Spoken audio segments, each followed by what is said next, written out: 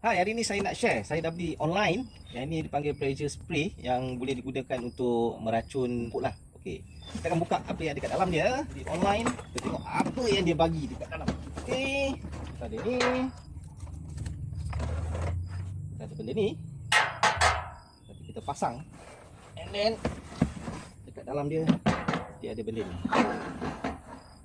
Yang saya beli ni ialah jenis 16 liter. So kalau ikutkan spek dia ada dua pump lah.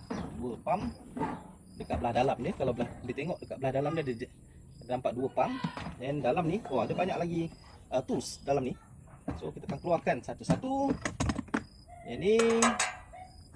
And then ada batang besi ni. Dia bagi hose. Ni hose. Okay, kita ada hose.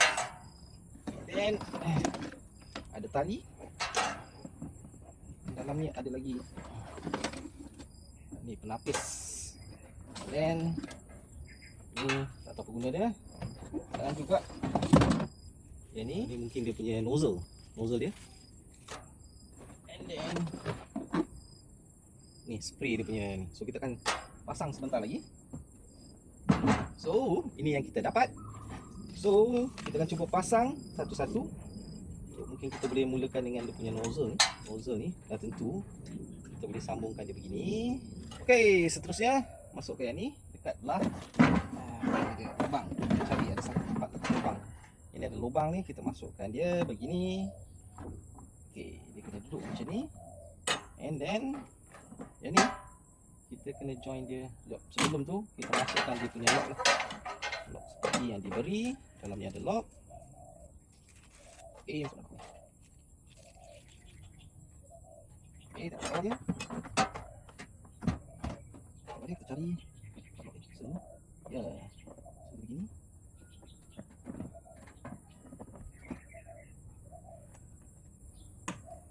Okey, supaya dia tak terkeluar. Dan seterusnya kita akan masukkan yang ni. Ini dalam sini. Juga kat sini. Okey, dan kita klik masuk klik. Jadi masuk ke kawan.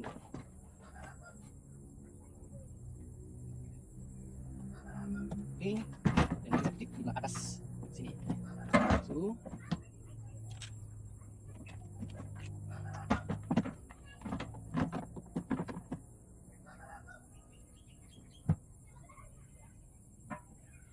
masukkan klik.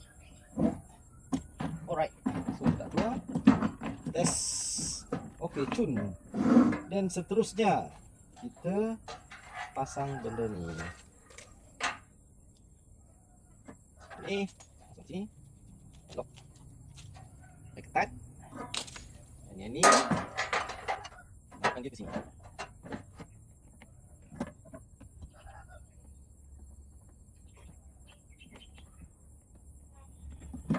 Pusing dia ketat.